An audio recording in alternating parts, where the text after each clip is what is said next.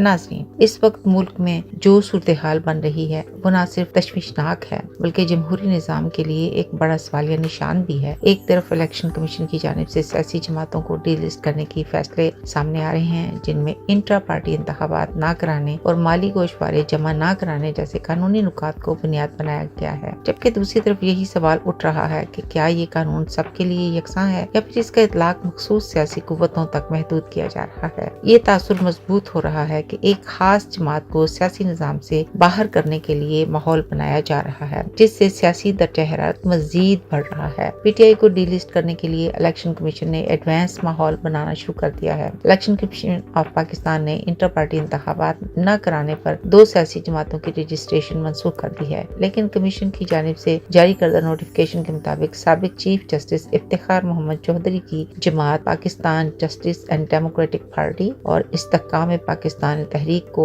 D list कर दिया गया है। इन जमातों के खिलाफ ये कार्रवाई इलेक्शन एक्ट और रूल्स की मुसलसल खिलाफ वर्जियों, इंटर पार्टी इलेक्शन न कराने और सालाना माली गोशवारे जमा न कराने पर अमल में लाई गई है। इस फैसले के तहत दोनों जमातों से उनके इंतखाबी निशानात भी वापस ले लिए गए हैं।